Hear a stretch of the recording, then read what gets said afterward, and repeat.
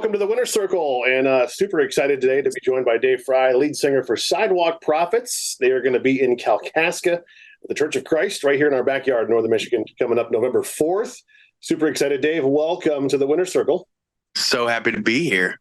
I feel like being from Indiana originally, going to the Indy 500, like I know what the Winter Circle is all about. So yeah, I'm feeling it in my bones. It's taking me back. You're victorious. Yes. Well, we're excited to have you coming up to Kalkaksa here next weekend, Saturday. But before we kind of get into all of that, I'd love to kind of hear the background of how you guys got started as Sidewalk Prophets. So Sure. say that real quick. Yeah, my buddy Ben McDonald and I, you can't talk about Sidewalk Prophets without talking about Ben. Ben and I started the band in Anderson, Indiana, little Christian school north of Indianapolis. Stephen Curtis Chapman, Sandy Patty, the Gaithers, they had all gone there, and I was an English major, hoping that somehow, some way, God would put me, together with one of those incredible musicians. And Ben and I met each other, started songwriting together in our dorm rooms, and lo and behold, we had written these songs, dorm sessions, hanging a microphone from the ceiling, and a friend of ours, without our knowledge, took those really rough recordings and turned them into there's like a student-led record label that was starting when we were there, and it kind of like to teach students what it's like to be at a label and all the different positions and jobs. It was a part of the music business department, and without us knowing, we were entered into this competition to be one of to be the first band, and somehow, some way, with this battle of the bands, we won on sheer passion, I think, alone, and got to record at Bill and Gloria Gaither Studios in Alexandria, Indiana, and it was really intimidating to walk to the restroom and be surrounded by like thousands of Dove Awards and Grammy Awards, and you're like, how did I was in English class last week. Now I'm here, surrounded, by the amazingness that is Bill and Gloria Gaither, and yeah, I mean, it just kind of kept going from there. We did lots of church camps all over the country, and then after I graduated college, we were working at Sears. I remember I was in appliances, Ben was in electronics, and he's like, "Dude, we just wrote our song, You Love Me Anyway," and we're like, "This is better than anything we've ever done.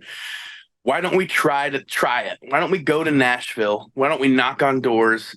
Let's put an ad on Craigslist," because the other guys in the band were like, one's a pharmacist now, one's a lawyer. They actually got paid and made money. And so we're like, let's just try it, man. Let's just go to Nashville and we put an ad on Craigslist, found our bass player that's still been with us, and the whole band. And we were blessed. And not too long after that, our bass player gave our song, You Love Me Anyway, to someone there at Word Records, an amazing lady named Susan Riley. And so that's the long history condensed, but yeah, an amazing thing where God was pushing us at every turn, breaking things apart so that we could walk through the doors He was opening. So, Man, whenever I think of the Gaithers, it's just the word legacy. Yeah.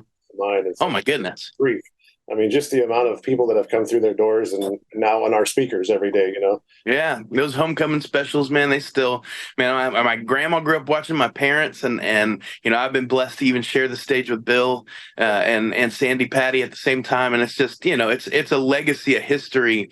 Honestly, none of us Christian musicians would be here if it hadn't been for the groundwork that the Gaithers laid, so I'm so grateful for them.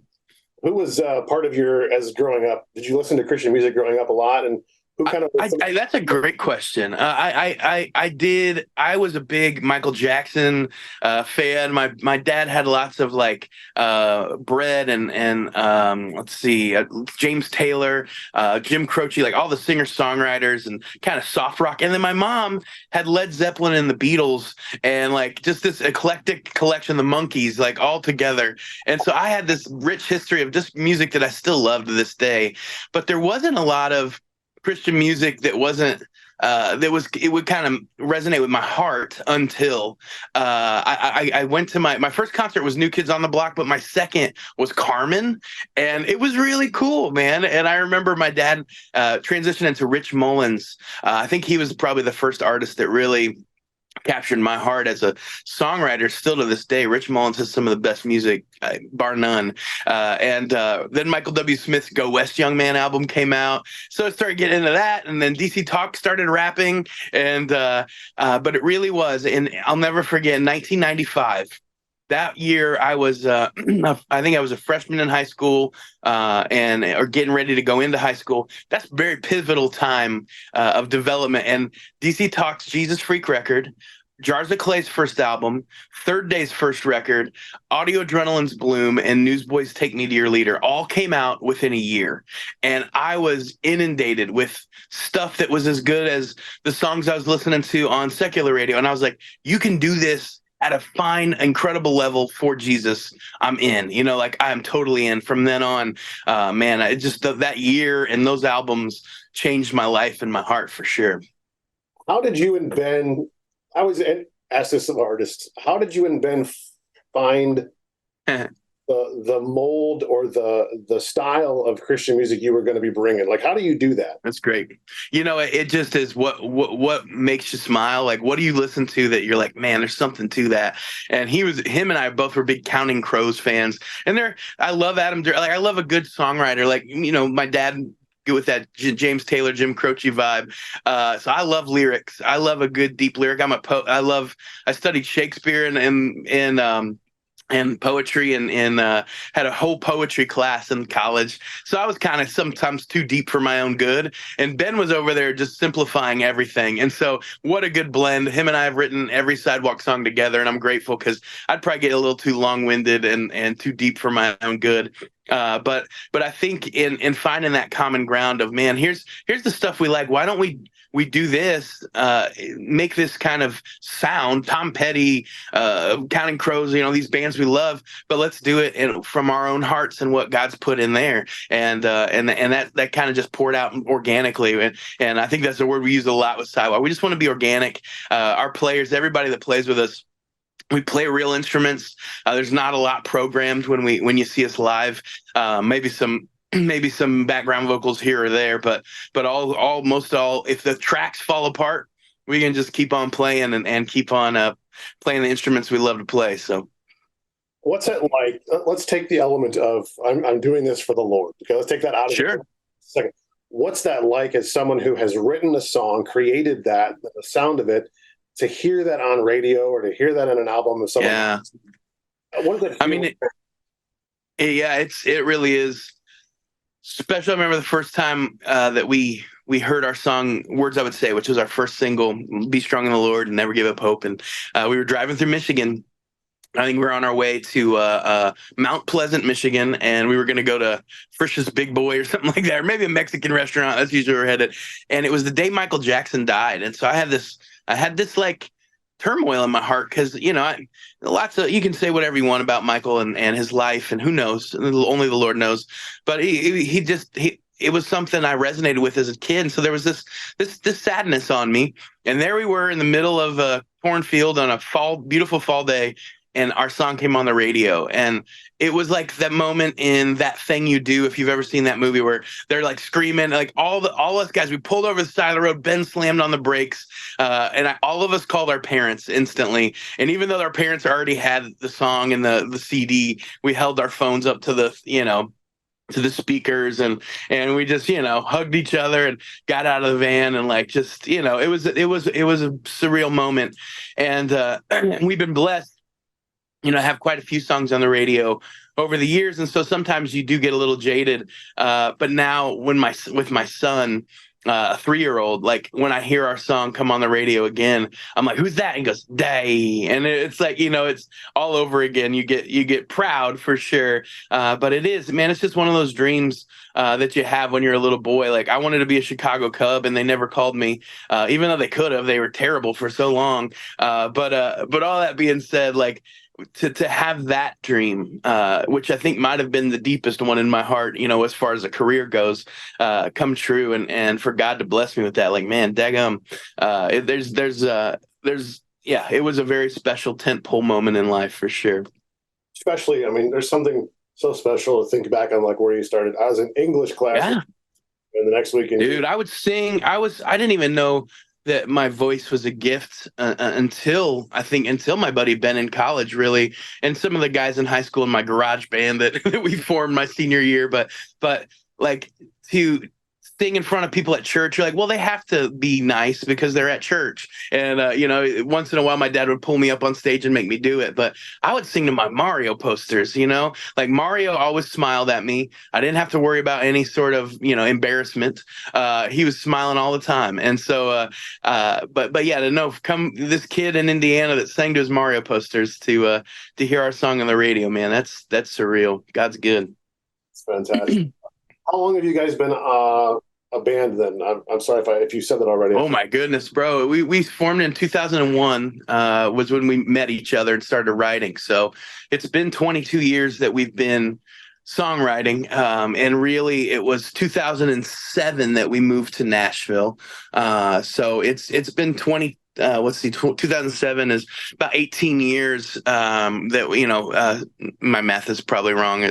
17 years that we've been really going strong, because even before we moved to Nashville, we were playing a lot, like going out on the road quite a bit. So yes, I would say a solid 18 years of really road dogging it and